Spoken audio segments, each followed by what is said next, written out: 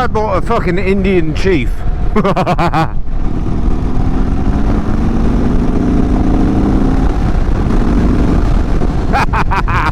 This thing's ridiculous. This is just a kind of test ride to see my setup and bits like that. See how the helmet holds up, so, and I'll give a quick update on all the shit that's been going on in and around the Strange Monkey life, because there's a fucking lot, and there's a reason why I've not done any videos or anything like that, and it's all a bit mad really. So yeah.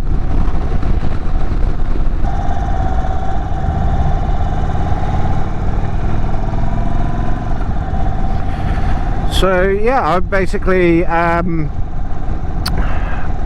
sold all my I'm selling all of my other motorbikes. I've sold the Triumph. I used that as part exchange against this one. I had the XS400 Yamaha project that was basically turned into a garage ornament because I hadn't touched it for so long. And then I've got the Gixxer 750, which I bought as a track bike, or the plan was to use it as a track bike, but that's gone by the wayside for reasons I'll touch on later, I'm sure. But it's essentially, I've swapped out to this one. It's on a 24 plate. It's the current edition Indian Chief Dark Horse. Hello, mate. And I'll be honest, I absolutely love this thing. It's a far cry from anything I've ridden before. It's got 1890cc, which is madness. It's a big old heavy Hector. I do love the bikers around here. Everybody is so nice, it's ridiculous. But yeah, this one's a big old heavy Hector of a bike, but she's so planted and so easy to control. I actually think it's more friendly and more approachable than my Triumph Tiger 800 was, because that's such a tall bike. I find this basically I'm already like, oh, I want to go out for a ride, oh, I want to go out for a ride, oh, I want to go out for a ride, which I'd lost a bit of, if I'm honest with you. There's a lot going on with work and stuff like that that is just making things less enjoyable at the moment. So I work for a very big, well, a fairly well-known brand here in the UK. It's got presence around the world, but primarily it's here in the UK. And they've been going through some issues, so job stability is non-existent at the moment, and risk of redundancy and things like that, and they're going through administration, so you get sweet fuck all out the back of it. So yeah, it's a challenging time. I think myself and my team are okay for the time being, but yeah, it can wear you out, let's say, and make you a little bit less willing to do fun things, and you kind of get stuck in the oh, I don't want to mentality, and you forget how much fun can be had on a toy such as this. And the simple answer to that is fucking loads. So yeah, this is kind of like my midlife crisis come work-life crisis motorcycle, and it really has kind of brought me back out to, oh, I want to go and ride, and let's be honest here, I am 42 years old, and I have beat the shit out of my body over the years. I've got various bits that aren't in the right place, like shoulders don't line up properly, can't straighten out all my fingers, I got cartilage missing from a knee and stuff like that. So it's just so comfy and so easy to ride. And obviously my other half, she hurt her knee a couple of years ago on a bike, and she always found getting on and off the Tiger a challenge, whereas this one, she can swing a leg over it really easily. I've got a little sissy bar on the back at the moment, but it needs a bigger one because it's basically it's too low for her to feel secure, and because this thing's got so much torque down low, like you just wind it up and it feels like she's going to shoot off the back. So I'll change that and make it a bit more accommodating for her and get her all set up and proper, and that's it then. It's going to be our little rocking around cruiser bike, and it's going to be the only bike that I own very shortly. and I'm really okay with that, because I was, with everything going on at work and insecurities at work, and it's had knock-on effects of I've had to cancel. We were planning a big wedding at the end of the year, that's had to be cancelled, and we're having to rework what we're doing, all of that sort of stuff, and it's a bit of a domino effect. And the garage was full of stuff to do, which, when your entire world is so busy and full of stuff to do, the kind of relaxing place of going and pottering about in the garage and having a bit of fun turned into there was too much for me to handle and too much for me to mentally cope with converting the Gixxer to a track bike, finishing off the XS400. The Tiger needed servicing and sorting, and then the lack of space, and it became frustrating more than anything. And funnily enough, since getting rid of one of the bikes and freeing up a bit of space and just having that space to enjoy, I've been out in the garage and achieved more in the past week than I did in the previous year, comfortably. And it's crazy to me how that works. And I mean, the weather certainly helps, let's be honest. Look at it, it's fucking gorgeous. But yeah, it's works shit, and it's horrible, and it's really tough, and it's tough for everybody involved. And it's I have not got the worst situation that people are going through in work at the moment by any stretch of the imagination. There's a lot of people who've got things a lot worse than I do. I'm still fortunate to be in the position I'm in. But when uncertainty is created over your financial future and your stability going forward, the natural thing is to worry. And my natural thing in situations like that is to kind of sit back and go, oh, hang on a minute, I'm going to take a step back, I'm going to free up cash I've got tied up in bikes and stuff like that, build a pot of cash. So number one, Beck and I can have the wedding that we want. Hello there. And then once I'm clearing house so that we can have the wedding that we want. We're going to have a much smaller, more local affair, but we're actually both really excited about having that, and it being a little bit smaller, a little bit more local, and a little bit more intimate, because the one that we were planning before, we kind of nicknamed the circus, because it really was going that way.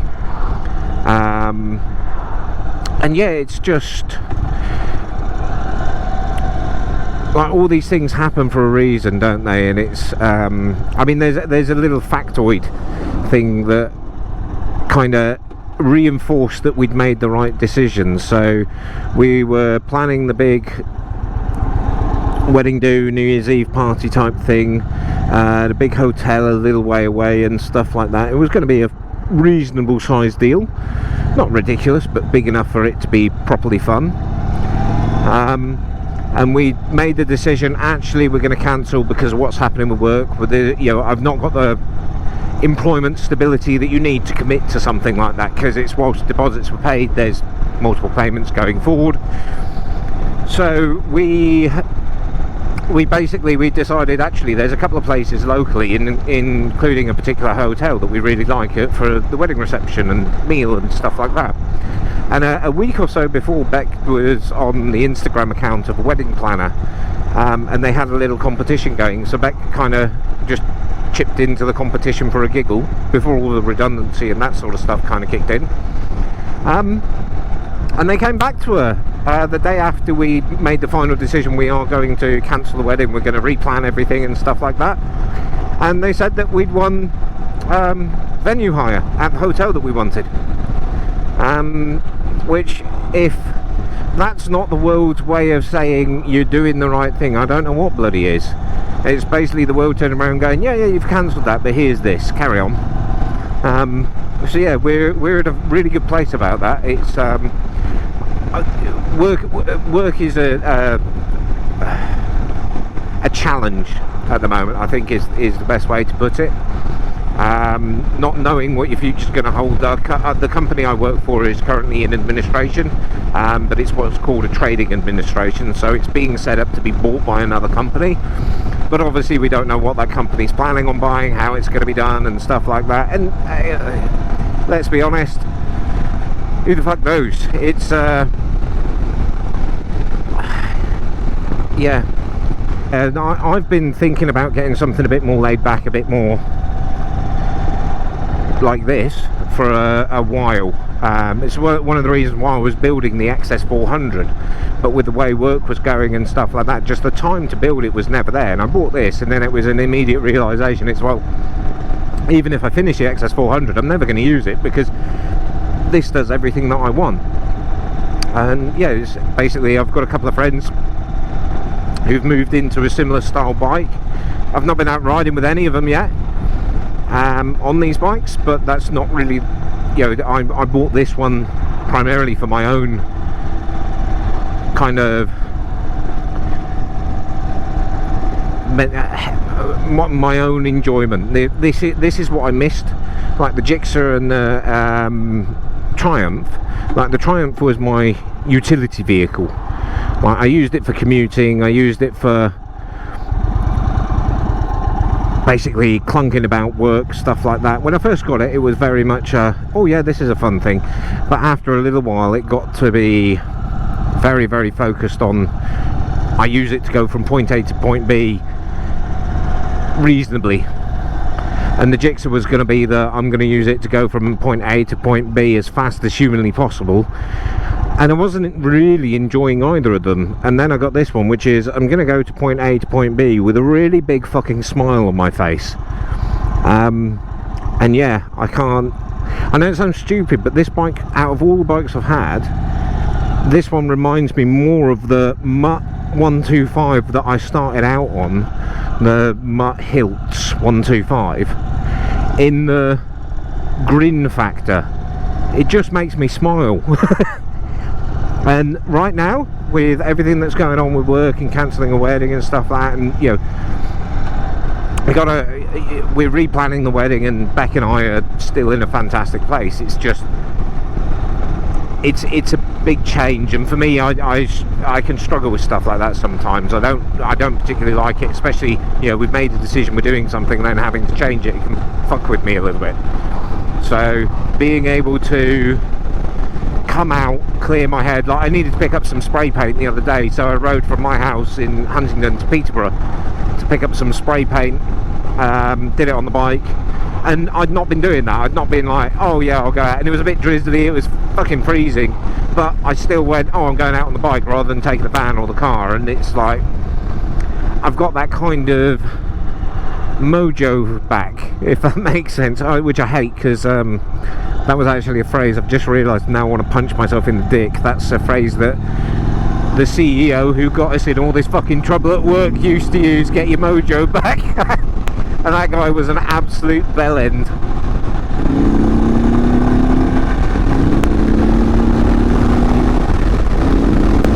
Oh, that's what I like about this bike. Just that fuck off and go power. And still, so in terms of the bike, right, I've done enough talking about shit about other stuff, but this bike, I've never ridden a cruiser in it and stuff. I had a 10-15 minute ride on one before, and that was about it. And I think that was a Harley, I can't remember the bloody Harley. It was like an Iron 883, I think it was, the little Harley, or one of the little Harleys. And yeah, it was a fun experience, an interesting experience, but not like a, oh my god, that's the best thing in the world experience. This, and I never actually test rode this before I committed to spending what is an obscene amount of money on a motorcycle, which I will touch on. But this I sat on it in the showroom, and I was having a bit of a down week because it was all kind of kicking off, and Beck, I was talking about cruises and what my mates were doing and stuff, and Beck turned around and went, oh, there's an Indian dealership 20 miles from us, why don't we pop over? And I went over and I had a look, and we got talking, and it was like, well, that bike suits you, and it fit lovely. Like, you know, when you sit on something, you're just like, oh, this is a bit of me. I got that with this, and then it was very, very much within the space of a day or two, I'd gone back to them. Beck and I had sat down, worked out finances and stuff, and decided yeah, let's do it.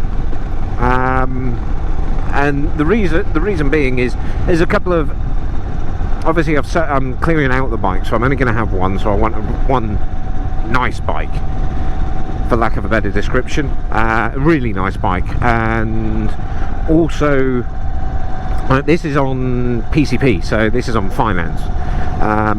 Indian were doing a deal when I went in there, and I got 0%. So my monthly payments are very small for what this is. This is a £20,000 bike, there or thereabouts, or with the extras it is. And it's basically, it's costing me a couple £100 a month to own, or not even. It's it is a couple £100 a month. But we worked out, like, there are subscriptions, like media subscriptions and coffee subscriptions and things like that I was already paying for, that if I removed said subscriptions, this was paid for. And like cancelling the insurance on the other bikes and not paying the tax for the other bikes and stuff like that, it very rapidly meant that I was actually buying this and getting rid of everything else and stopping the, I had Nespresso machines and stuff like that, and basically lazy man's nice coffee. I don't think she liked the sound of that. What a shame. It was basically, it was very easy to find a little bit of money to cover the outgoing for this bike very, very quickly, which is exactly what I did, and it's worked out, I think, on a monthly budget side of things, bar the extra amount of fuel that I'm now using, because I'm riding this fucking thing everywhere. It's basically turned out to be a not bad financial decision, which obviously I've got to service her and get her all sorted, and 500 mile service is coming up in 111 miles. I've just realised I've come out on one of the worst fucking roads around here. But yeah, it financially made sense, and it meant that I got a new toy, and it was just it was a big enough pick me up, to the point where all of a sudden the stress and shit going on at work and having to change what we're doing with the wedding and stuff like that, I can just blow it away.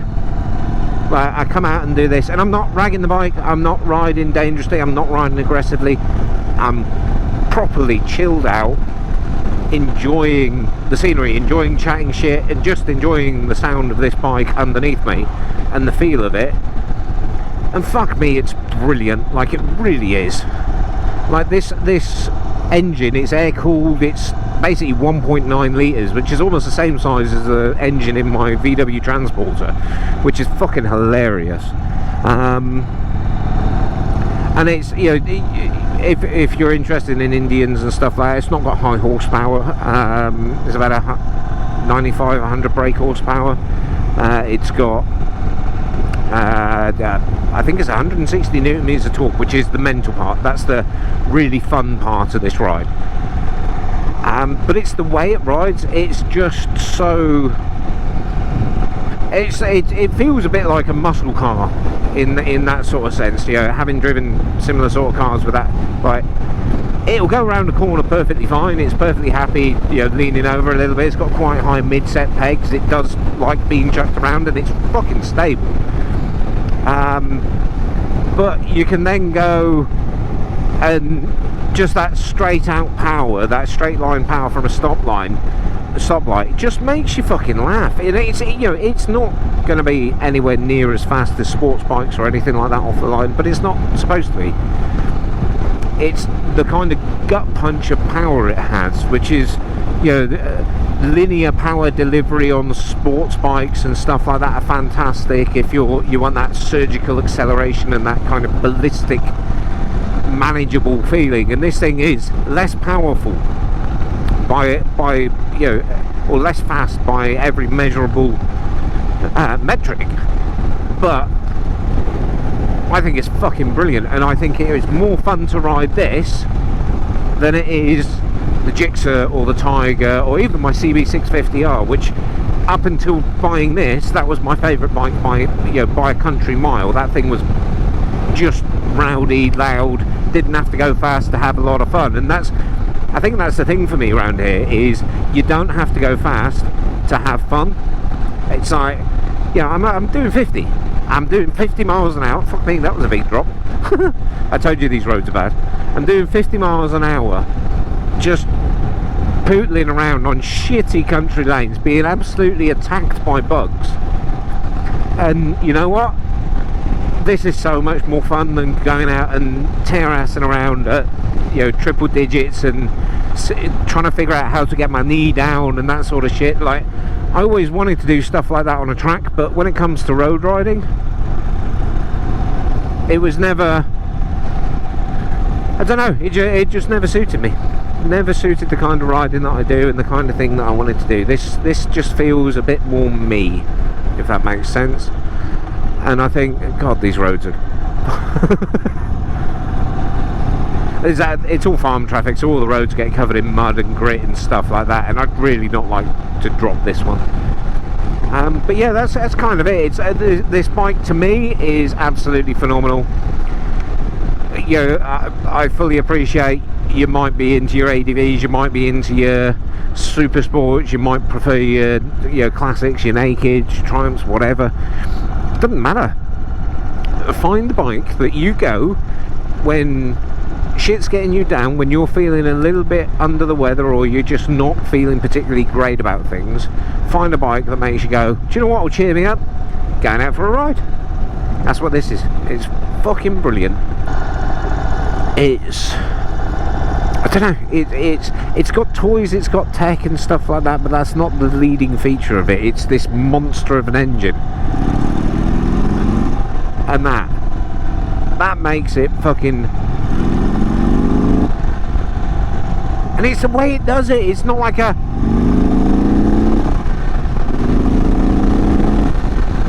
that's just fucking awesome. It's so much fun. It's so fun, it's stupid, like, it's probably dumb. And that's the best way I can describe this, is dumb fun. I fucking love it, and I highly recommend it. If sports bikes make you feel like that, stick to fucking sports bikes. If adventure bikes make you feel like that, go adventure. If a Vespa makes you feel like that, get a Vespa. Just whatever makes you go, that's amazing, I love it, go buy that. And if you do buy a cruiser, still wave at other motorcyclists, because there's that whole fucking stigma of cruisers not waving to each other, waving to sports bikes and stuff like that. Who gives a shit? It's cool, it's fun. Anyway, that's all the shit I want to talk about now. Bye. Well, I don't actually know what way I go home. I think it's this way, but I don't really give a shit.